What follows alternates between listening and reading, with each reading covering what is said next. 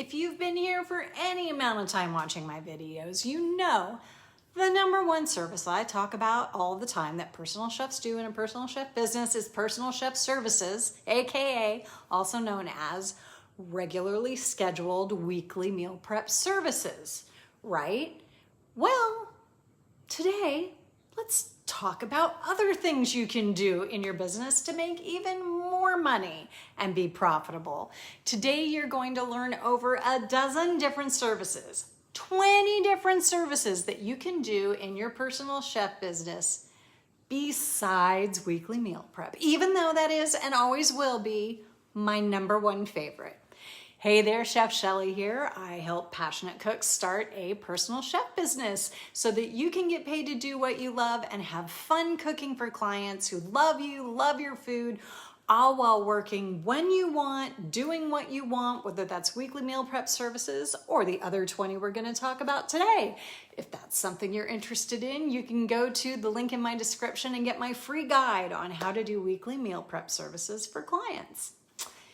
So before we get into 20 other services you can do in your personal chef business, I want to give you, a big tip so that you have all the information you need to make the best decision about what services you want to do for you and for your business. Because the absolute 100% most important thing you can do when starting your personal chef business is to make these decisions ahead of time. Make these decisions, and to do that, you have to know what is most important to you, okay? In a personal chef business, the number one service, as I say all the time, is doing weekly meal prep service for regularly scheduled clients, also known as personal chef services. But the reason this is so popular is because you work to get the clients once, and then you're cooking for them every week, week after week. You do a lot more cooking than you do marketing and trying to get clients. You have a consistent schedule, you have consistent income, and the topper, you work during the day on weekdays. Very different from some of the other things we're going to talk about. So the first thing you need to do when you're thinking about services that you want to do is really, what do you want from your business? How much do you want to work? When do you want to work? And how much do you want to make? And then how much do you want to market versus how much do you want to cook? All right, let's get into it now. On to lots of other services. Even though weekly meal prep services isn't always will be my number one favorite. That's like the small text disclaimer, right? So, weekly meal prep services might be the number one, but the second most popular service that personal chef businesses do is small caterings. And this too is for a number of different reasons. First, people think it's easier to get catering jobs than it is to get weekly meal prep clients. Now, this isn't necessarily true, and I'm going to do a separate video about that. So be sure to hit subscribe, hit the little bell so that you don't miss a weekly video, and if you want to know more about that. People love to do catering. If you love the energy of special events, working live with the clients, being in that party atmosphere, doing special food, designing specific menus, and all that kind of stuff. But then on the downside, people only get catering every so often. So if you want to do catering, you'll always be looking for catering jobs. And the real downside is most catering takes place nights, weekends, and holidays. So if it's something that you want to promote, you're really going to think about how much you want to do it to fit into your business and what you need to do to make it worth your while. It might not be worth it to do something really small, right? So let's talk about a whole bunch of different services you can do that fall under small catering. Because again, we're talking about a personal chef business. One person show. We're not talking about working out of a huge commercial kitchen, churning out parties for 100 people and stuff like that. So one small catering type service that's very popular with personal chefs when they're starting their business is the romantic dinner for two. The pros about this are it's really easy work for you. You know, you set up a menu that's maybe 3 or 4 courses. It can be a good thing to do to promote during Valentine's Day, when just to have up all the time for anniversaries. If you have clients that are married, to let them know, hey, I noticed that your anniversary is coming up, because you should have that as a question on your food questionnaire. And if you want to book a romantic dinner for 2, I have these dates available, different things like that. And it's really popular with clients, especially these days now that the pricing of a nice restaurant has really skyrocketed. It can be fun to, for a comparable price, have the experience in your own home with the personal chef right there.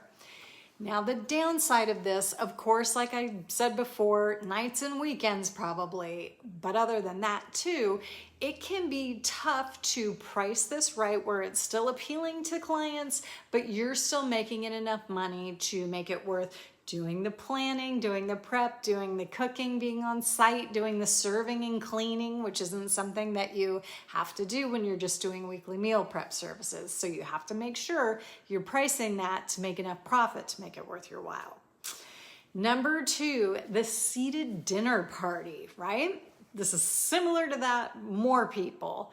So multi-courses, you're preparing the food, you're serving the food. That is a very popular service you can do. You just need to decide ahead of time, how much can you handle by yourself, or do you have someone available that you could bring with you to help serve? Are you comfortable doing multi-courses for 4 people, 6 people, 8 people? Most people don't have a table that seats more than 8, rarely 10 or 12. So you just kind of want to think about that and what kind of menu you would want to do, and get your pricing decided ahead of time, okay? Number 3, other than the seated dinner parties we just talked about, there's small event buffet catering. So this is where instead of serving, you're preparing the food, setting it all up in a buffet, right? We've all been to those. And it can be any different kinds of food, whether it's a dinner or something else. But that's the difference between a seated dinner party, multi-course that you're serving, or a buffet where you set it all up. And this might be something where you prepare the food, you set it up and you leave. You might set it up, they want you to stay to keep the buffet refreshed and then clean up afterward. There's a lot of different ways you can do it. Number 4, party trays, appetizer spreads, grazing tables. Again, these are kind of like a buffet, but also party trays can be totally different.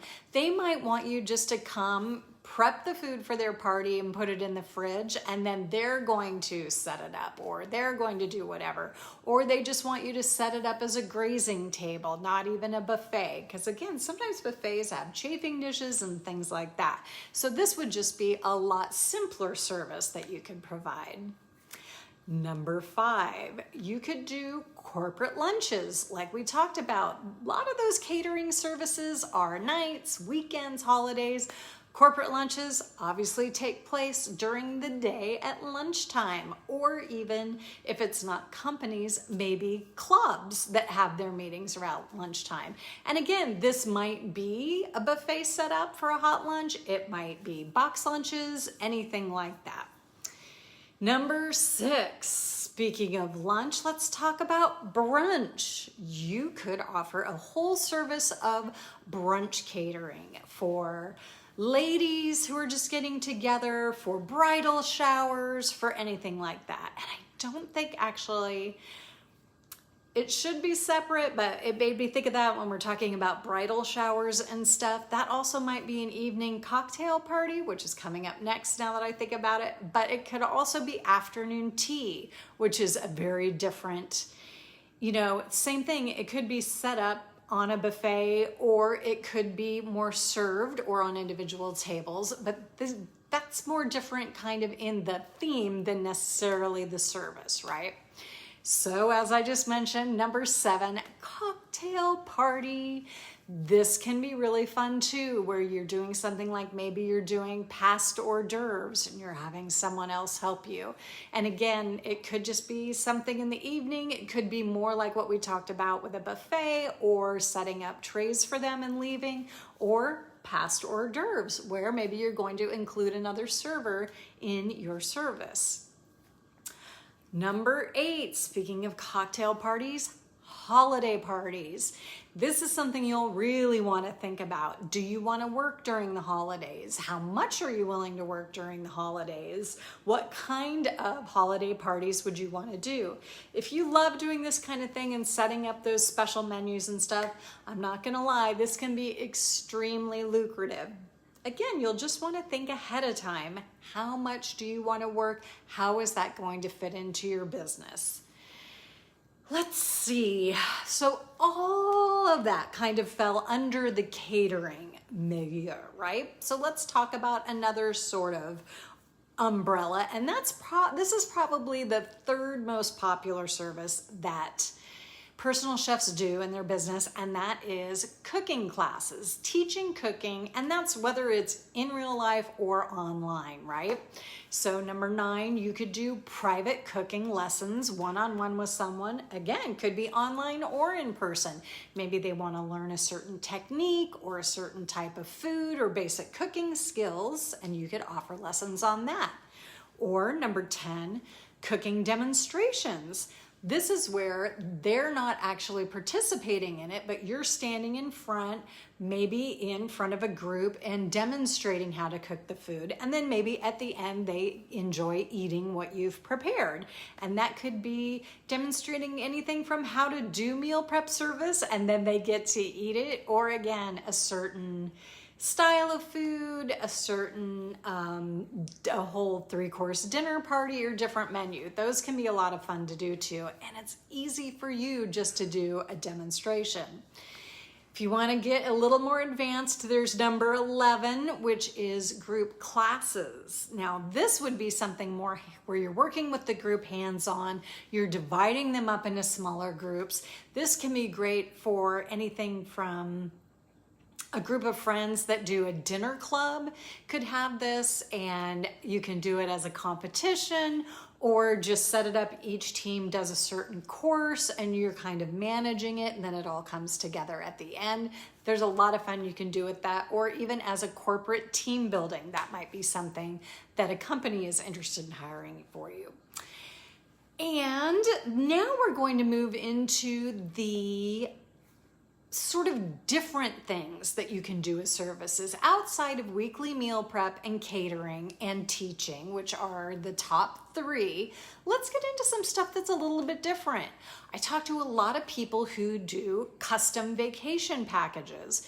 If you live in a very touristy area where you want to market to people who aren't going to necessarily be regular clients, or maybe you only want to work during the high season when it is tourist season and you'll cook for them regularly when we're there, you can do things like offer Airbnb services where you do their grocery shopping and set up the kitchen and get them everything they need. You can arrange with the manager or whatever to go there before they get there, do their meal prep service and whatever, and it would only be once for the whole week, and different things like that. And that would, they're coming in for a bridal shower, you set it up for a whole party and do all the food before they get there. You know, this is something that you may or may not be marketing to the client. You might be marketing to someone who manages Airbnbs or owns Airbnbs, and they are offering your services to clients.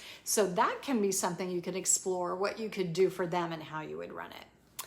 Number 13, the cleanse. This sounds weird, hear me out. you can offer something like limited time packages. There are a lot of people that do like a Whole30, which is eating a very specific diet for only 30 days, but they might need all their meals done, but they're willing to do that because it's only for a month, especially if that is the style of food that you cook anyway. Offering that as its own thing might be a lot of fun and interesting for you. Number 14, holiday meal prep. Instead of preparing the food, maybe they enjoy doing that part themselves, but they want you to do all the grocery shopping, get everything prepped and set up for them so they can just do the fun part, the cooking. Number 15, new kitchen setup. This is something that you might want to, either form partnerships with realtors or market to new homeowners where you go in ahead of time and get their kitchen all set up for them, maybe stock their pantry and everything else. Kind of on the lines of that, there's number 16, kitchen organization. Getting their pantry organized, cleaning out their pantry, organizing all their drawers, doing all that stuff. Maybe getting everything set up in matching canisters, all labeled and everything. This can be a whole service in and of itself. 17, meal plans, especially when people are trying to follow a specific diet or just want to have everything planned but don't want to do the planning. Maybe they hate the planning part. This is something that you can offer, is you will do weekly meal plans for them every week, whether it's a special diet or for weight loss, or like I said, just for someone who hates to plan. That's a service. Number 18, recipe development. Now, this is obviously very advanced, but this is something that you can offer to not only thinking about it for companies and stuff, but there might be people, again, who are getting on special diets who would like you to put together things just for them that they can make for themselves. Again, and if you're really experienced, recipe development might be something that you actually do market toward companies, and that can be great to do if you have a strong online presence. All right, we're gonna finish it up and we're gonna wrap it up with the last two, which are things that fall under cottage baking laws, which are now active in all 50 states, that you can sell, so not sexy a term, non-hazardous foods from home. So number 19, cakes, cookies, baked goods like that, you can 100% sell as a service if you want to. And when I say service though, the things that actually involve service we've kind of talked about already. This is more you're selling a product. So think about that too. How much time is it going to make you to prepare this product compared to how much you could be making? So you'll want to look at the profit, look at how much you'd have to do, and see if it's actually worth it to you. Number 20, the capper of all the cottage baking, and that would be wedding cakes or special occasion cakes. These obviously take a lot of time and a high degree of skill, but if you have that, that might be something that you offer as just a sometime thing to people because you love to do it, or something that you just keep out there all the time for someone to keep in mind when they get married or have a special occasion and need a cake. So that was 20 different things, and that is a lot to think about. So what really appealed to you? Do you really want to do formal sit-down dinners? Do you really want to be at like fun, energetic parties? Or do you really want to teach? Really dig deep and figure out what you would most enjoy doing, and think about too what is going to be profitable if that is a most important thing in your business. But here is the big word of caution. If you are doing this not just as a part-time passion project, but to make a certain amount of money in your business, I highly, highly encourage you to just focus on absolutely no more than 3, better 2, or even only 1 service. Because the more services you have, the more you have to market. And the more you have to explain each service, This is just going to make your marketing less effective, especially if you really want to have regular weekly meal prep service clients. The minute you say you do catering, that is what's mostly going to stick in their head, unless you're only talking about your weekly meal prep service. So the more you focus again on one type of service, always talking about that, marketing that one service, the easier and faster it'll be to fill your schedule, whether you want 2 clients or whether you want 10 clients. Because I'm telling you, the clients are out there and they're hungry for what you're cooking.